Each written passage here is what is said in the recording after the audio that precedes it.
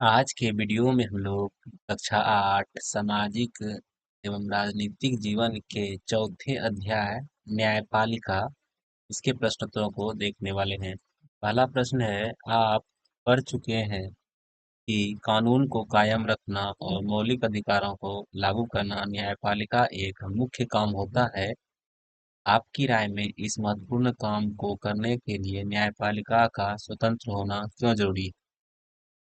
इसका उत्तर देंगे हम लोग कि न्यायपालिका का स्वतंत्र होना इसीलिए जरूरी है ताकि वह बिना किसी दबाव या डर के सही फैसला कर सके।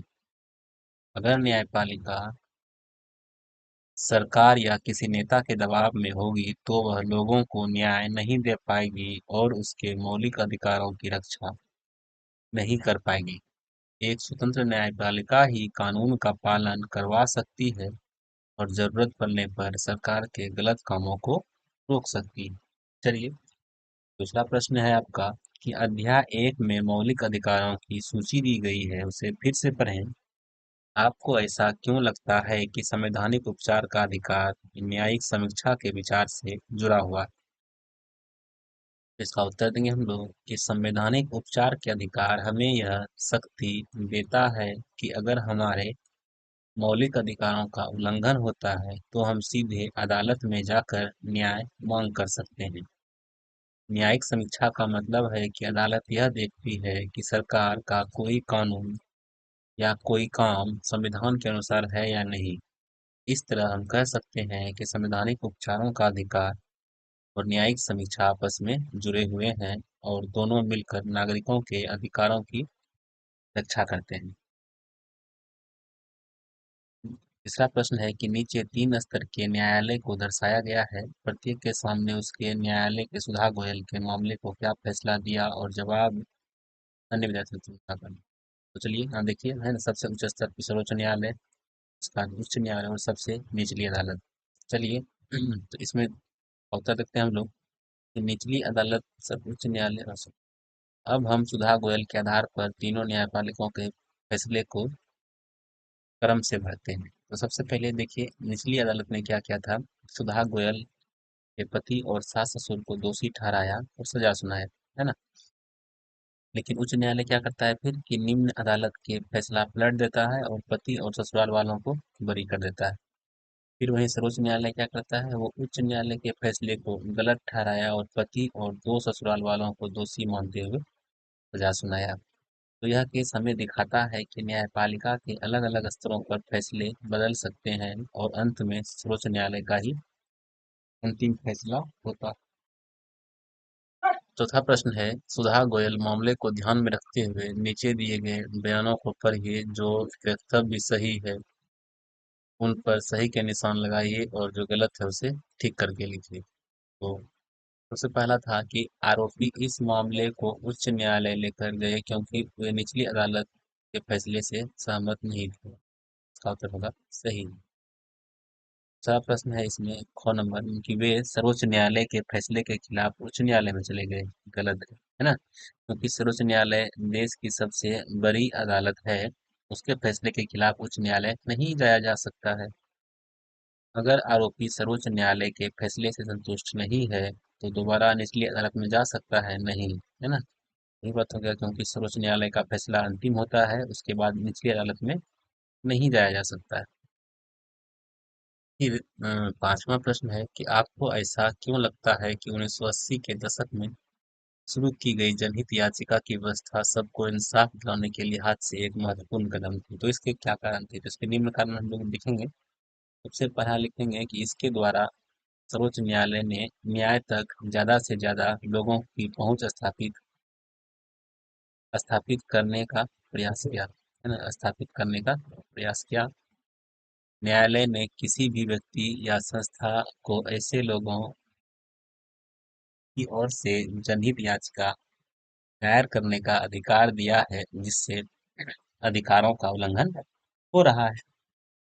और तीसरा पॉइंट लिखेंगे कि यह याचिका उच्च न्यायालय या सर्वोच्च न्यायालय में दायर की जा सकती है, यानी कि जनहित याचिका जो है आप उसे उच्च न्यायालय में भी दायर कर सकते हैं और सर्वोच्च न्यायालय में भी दायर कर सकते हैं। फिर चौथा पॉइंट लिखेंगे, अगर सर्वोच्च न्यायालय या उच्च न्यायालय में नाम भेजे गए पत्र या मतलब आप इसे टेलीग्राम के द्वारा यानी कि पत्तार के द्वारा भी जनहित याचिका दायर कर सकते हैं, उसको माना जाएगा। छठे प्रश्न को देखने से पहले अगर आप चैनल पर नए हैं तो सब्सक्राइब जरूर कर लीजिएगा। चलिए छठा प्रश्न देखते हैं कि ओल्गा टेलिस बनाम मुंबई नगर निगम मुकदमे में दिए गए फैसले के अंशों को पढ़िए। इस फैसले में कहा गया कि आजीविका का अधिकार जीवन का अधिकार का हिस्सा है। अपने शब्दों में लिखिए और इस बयान को जजों से क्या मतलब था। चलिए इसका उत्तर लिखते हैं हम लोग कि इस मुकदमे में याचिकाकर्ता झुग्गियों और पटरियों में रहते थे और उन्हें वहां से हटाने की मांग की जा रही थी। न्यायाधीशों का मतलब था यदि सरकार उन्हें झुग्गियों या पटरी से हटा दिए जाए तो उनका रोजगार भी खत्म हो जाएगा और वे अपनी आजीविका से हाथ धो बैठेंगे। इस प्रकार वे जीवन के अधिकार से भी वंचित रह जाएंगे। सातवां प्रश्न है इंसाफ में देरी यानी इंसाफ का कत्ल। इस विषय पर एक कहानी बनाई। चलिए तो कहानी हम लोग बनाते हैं इसका।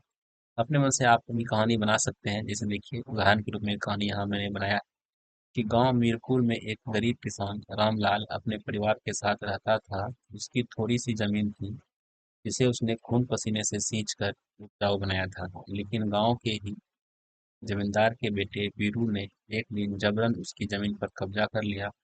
रामलाल ने थाने में शिकायत की। मामला कोर्ट में गया। वह उम्मीद लेकर हर तारीख पर शहर की अदालत में जाता, लेकिन सुनवाई टलती रहती। वकील हर बार कहता अगली तारीख पक्की है, लेकिन वो अगली तारीख कभी नहीं आई। साल बीतते गए। रामलाल बूढ़ा हो गया। उसकी बेटी की शादी रुक गई। बेटी की पढ़ाई छूट गई और वह दर दर ठोकरें खाता रहा, लेकिन फैसला नहीं आया। बहुत दिनों यानी कि 15 साल के बाद कोर्ट ने फैसला सुनाया कि जमीन रामलाल की है ना।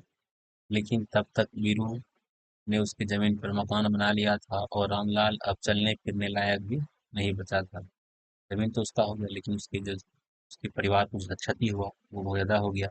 इसीलिए कहा जाता है कि इंसाफ में देरी यानी इंसाफ का कत्ल। चलिए आठवां प्रश्न है कि एनसीईआरटी पाठ्यपुस्तक पेज 65 के शब्द संकलन में दिए गए प्रत्येक शब्द का वाक्य बनाइए। चलिए वाक्य बनाते हैं हम लोग। बरी करना। तो बरी करना का क्या लेंगे? न्यायालय ने सबूतों के अभाव में आरोपी को बरी कर दिया। अपील करना। आरोपी ने उच्च न्यायालय में फैसले के खिलाफ अपील की। फिर है मुआवजा। सरकार ने बाढ़ पीड़ितों को मुआवजा देने की घोषणा की। फिर है बेदखली। झुग्गियों बस्तियों के लोगों को बिना सूचना के बेदखली का सामना करना पड़ा। फिर उल्लंघन है तो मौलिक अधिकारों के उल्लंघन पर नागरिक न्यायालय की सहायता ले सकते हैं। फिर आगे 9 नंबर है कि इस पोस्टर को पढ़कर भोजन के अधिकार के बारे में सरकार के दायित्वों की सूची बनाइए। और इस पोस्टर में कहा गया है कि भोजन भूखे पेट भरे गोदाम नहीं चलेगा, नहीं चलेगा। इसको मतलब आपको लिखना है इसके बारे में। इसे ही पोस्टर दिया हुआ था। इस पोस्टर को पढ़कर हम सरकार के भोजन के अधिकार से जुड़े निम्नलिखित दायित्वों की सूची बना सकते हैं। सबसे पहले सूची बनाएंगे कि गरीबों को सस्ता और पर्याप्त अनाज उपलब्ध कराना होगा। भूख और कुपोषण से मरने की घटनाओं को रोकना होगा। सरकारी गोदाम में रखे अनाज जरूरतमंदों तक पहुंचाना होगा। और जो सार्वजनिक वितरण प्रणाली यानी कि पीडीएस है उसको पारदर्शी और जवाबदेह बनाना होगा। अदालत द्वारा दिए गए आदेशों का पूरी तरह पालन करना होगा। सरकारी योजनाओं जैसे मिड डे मील, अंत्योदय योजना और अन्य सुरक्षा योजना को प्रभावी ढंग से लागू करना होगा। गरीब तबकों को जानकारी देना होगा कि वे किस योजना के हकदार हैं और किसी भी व्यक्ति को भूखे मरने से बचाना यह राज्य की जिम्मेदारी है। और इस पोस्टर से हमें संदेश क्या मिलता है? यह वाक्य जो लिखा हुआ है भूखे पेट भरे गोदाम नहीं चलेगा, नहीं चलेगा। यह वाक्य हमें विरोधाभास की ओर इशारा करता है। जहाँ एक तरफ सरकार के पास भरे हुए अनाज के गोदाम है, वहीं दूसरी ओर भूख से लोग मर रहे हैं। यह एक प्रकार का सरकार की निष्क्रियता और भोजन वितरण में असमानता को उजागर करता है ना। यहाँ देखिए आपका चौथे अध्याय का सारा प्रश्न उत्तर समाप्त हो गया है। अगर आप लोग चैनल पे नए हैं तो सब्सक्राइब चैनल पे जरूर कर लीजिएगा।